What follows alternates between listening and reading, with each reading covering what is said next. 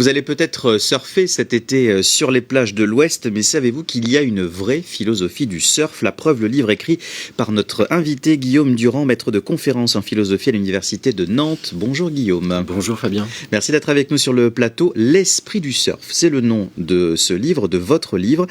Première question, moi je voulais savoir en quoi le surf et la philo pouvaient être liés. Comment est-ce qu'on peut lier les deux ?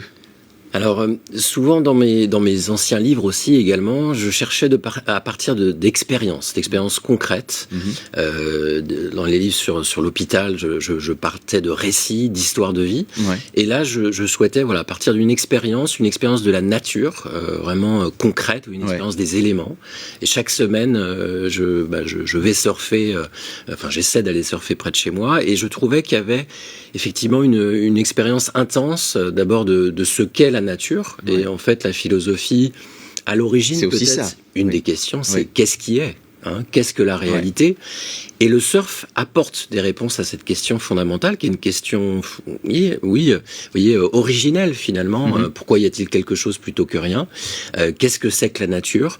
Dans le surf, on a des réponses à ces questions primordiales, à d'autres questions, autour de la liberté, autour de pourquoi respecter non pas simplement les êtres humains, mais une mouette, un rocher, une vague. Vous voyez. Mais vous avez le temps de réfléchir quand vous êtes sur une planche de surf? Moi, ça me paraît tellement compliqué, honnêtement, comme sport. Je me dis, il y a quand même la technique, il faut rester stable, il faut quand même être assez attentif. Et ça vous a quand même incité à avoir ces réflexions-là en même temps?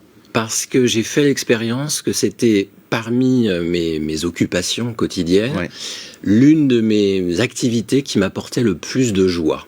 Voilà, peut-être une de mes activités la plus intense, une vraie satisfaction, la plus forte, une vraie satisfaction. Et je voulais comprendre pourquoi. Pourquoi vous savez, quand vous entrez dans l'océan, vous pouvez être fatigué, vous pouvez avoir des soucis du quotidien, etc. Et quand vous êtes dans l'eau et quand vous ressortez de l'eau, vous vous sentez rassénéré, vous vous sentez à la fois. Oui, il y a une vraie sensation de bien-être, ça c'est vrai. Exactement. Et donc, vous voyez pour quelle raison j'éprouvais ce sentiment, cette sensation. Alors c'est vrai, vous avez raison, quand on est dans l'eau et quand on est en train d'attendre la vague et que on prend la vague, faut être concentré quand même. Il faut être concentré et c'est ça qui nous apporte de la joie, c'est qu'on est dans le présent d'ailleurs.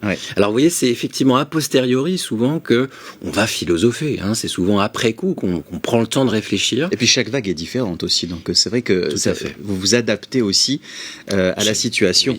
Vous dites à la fin de votre ouvrage, alors moi j'ai trouvé ça génial, surfer c'est carrément une expérience de l'immortalité, rien que ça.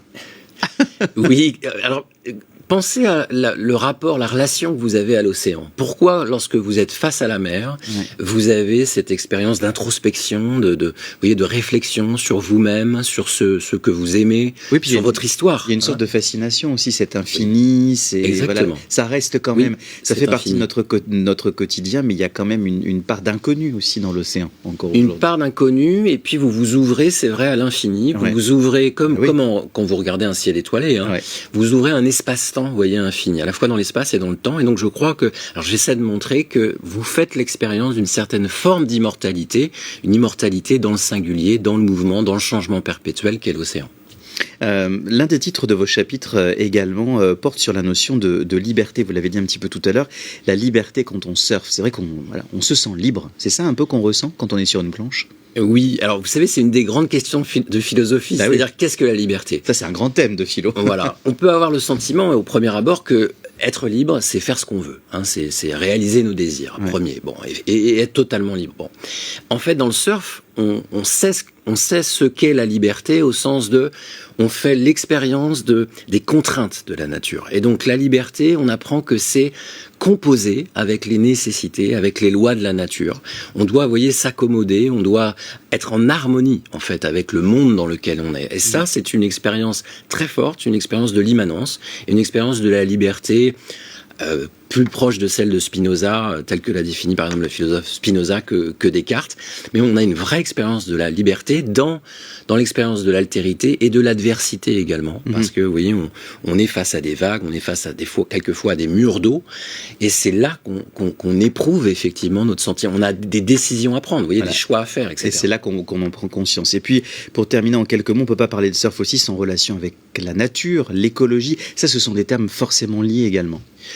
En fait, dans l'océan et sur une planche de surf, on fait l'expérience qu'on appartient à une communauté, qu'on est pas simplement un moi, vous voyez, un peu hors de la nature, mais on fait l'expérience d'un soi écologique, dirait le philosophe norvégien Arne Næss, ou ce que j'appelle un soi élargi, c'est-à-dire que, vous voyez, je suis en relation, en connexion avec, bien sûr, les vagues, avec les autres animaux, les autres êtres vivants, et vous voyez, cette expérience de connexion va produire, je crois, un attachement à la nature, et va être la base, je crois, la fondation pour une nouvelle écologie, pour une écologie profonde, pour une autre relation à la nature.